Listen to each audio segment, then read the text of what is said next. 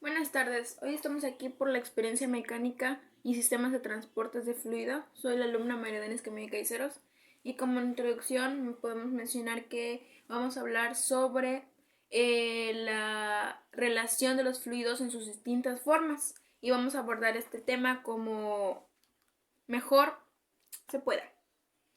Como primer punto tenemos la clasificación de movimiento de los fluidos. Como sabemos hay diferentes tipos como fluido comprensible, incomprensible, viscoso, no viscoso, permanente y no permanente, laminar y turbulento. Eh, a la hora de hablar de todo esto hay diferentes métodos que se realizan a través de coordenadas para poder tener las diferencias de su movimiento para descubrir el movimiento que estos mismos ejercen, como el método de Euler y el método de Lagrange.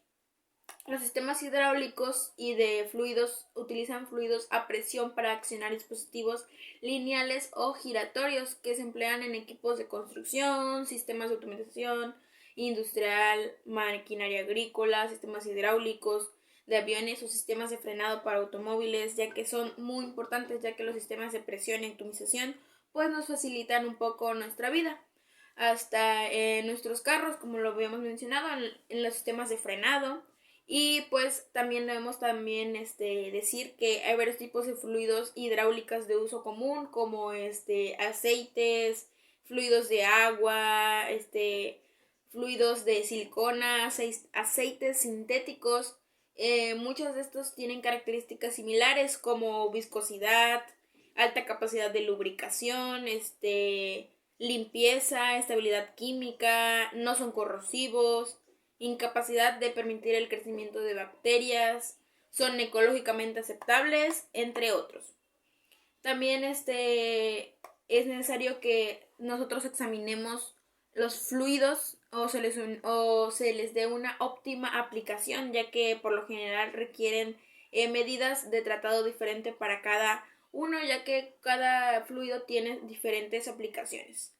Eh, un tema también importante es las líneas de flujo que estos mismos atraviesan, que es una trayectoria seguida por un elemento de un fluido móvil.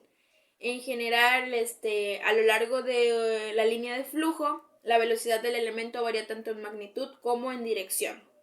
También mencionamos que en estas intervienen un tubo de corriente que no se define como la línea de corriente y en la que pasa el fluido, en la que atraviesa.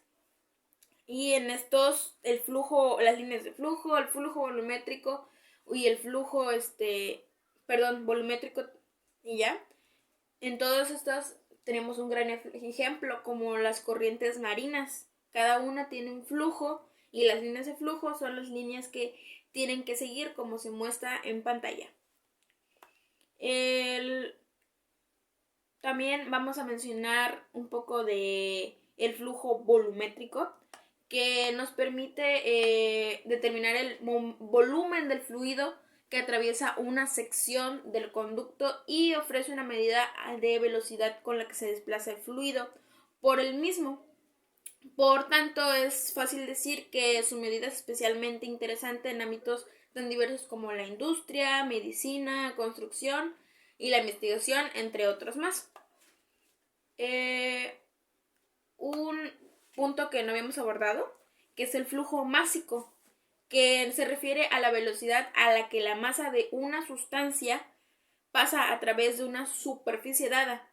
De manera similar, es muy similar al flujo volumétrico, pero se diferencian ya que el flujo volumétrico se refiere al volumen del líquido. También es importante hablar sobre la superficie y volumen de control, que es una superficie fija en el espacio, que que es donde es atravesada por distintas partículas de un medio continuo. En pantalla van a estar viendo una imagen sobre esta que está graficada en un eje XYZ, en un eje tridimensional, para que se puedan mejor visualizar. El volumen de control. Bueno, el volumen de control es un conjunto de puntos en el espacio situados en el interior de una superficie de control cerrada. Es un volumen que se encuentra en una superficie de control. También vamos a mostrar una imagen para que se pueda visualizar. Ahora en pantalla podemos ver una imagen sobre el teorema de transporte de Reynolds. Para comentar, el número de Reynolds es un número adimensional que sirve para muchas aplicaciones en la mecánica de fluidos. Y hablando de esto, podemos ver en pantalla la fórmula del teorema del transporte de Reynolds y su significado.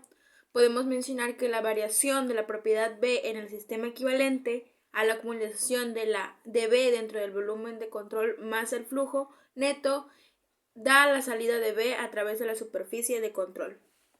Para continuar con el tema, también vamos a hablar un poco sobre la ecuación de continuidad, que la ecuación de continuidad no es más que un caso particular del principio de la ley de conservación de masa, que se basa en el caudal, como podemos ver en la imagen, una representación de, de este ejemplo, y nos dice que el caudal es el volumen de un fluido por unidad de tiempo que pasa a través de una sección transversal de corriente, y en la imagen sería la sección en la que pasa el fluido.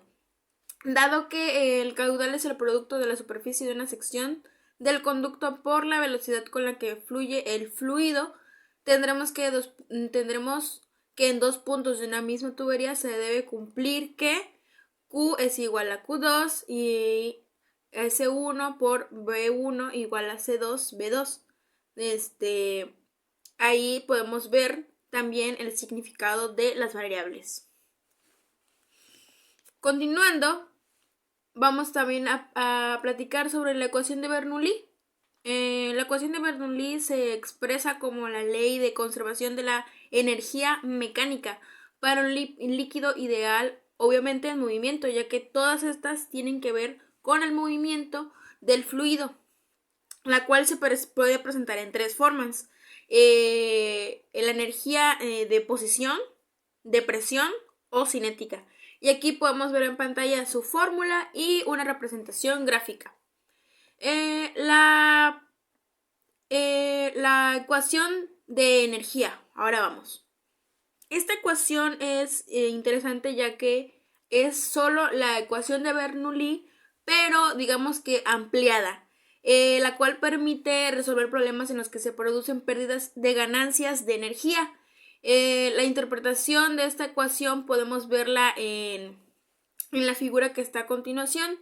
Podemos ver la expresión en la pantalla, y después también vamos a ver un sistema de flujo de fluidos que ilustra esta ecuación, y para terminar la ecuación general de la energía.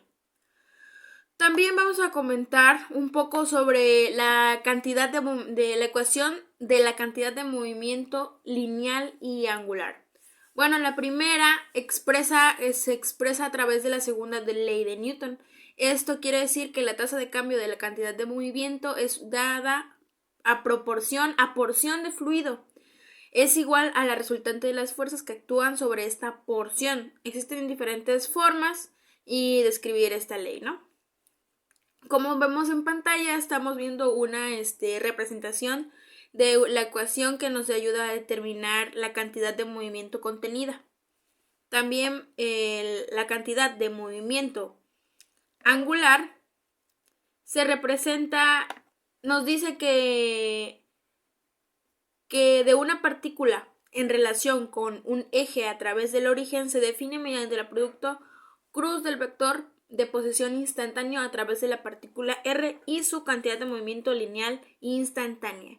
Como podemos ver en pantalla, vemos una representación gráfica en un plano tridimensional de la cantidad de movimiento angular.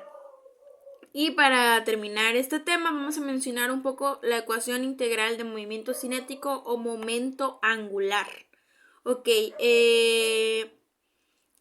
la variable es el vector momento cinético. En los fluidos, el sistema es un grupo de partículas fluidas no rígidas con velocidad variable y tenemos que integrar sobre cada masa elemental para obtener el momento cinético instantáneo, que es lo que buscamos. En pantalla vamos a ver una representación de la ecuación que nos ayudará a poder encontrarlo. Bueno, me está de más mencionar que como conclusión podemos decir que cada una de estas ecuaciones nos ayudan a calcular, a revisar y a determinar la precisión de los momentos en que se definen los fluidos. Por ejemplo, si tenemos un problema de un sistema hidráulico, de tuberías, cada una de estas puede ayudarnos a resolverlo y también a entender las diferencias de estos mismos. Bueno, muchas gracias y nos vemos hasta la próxima.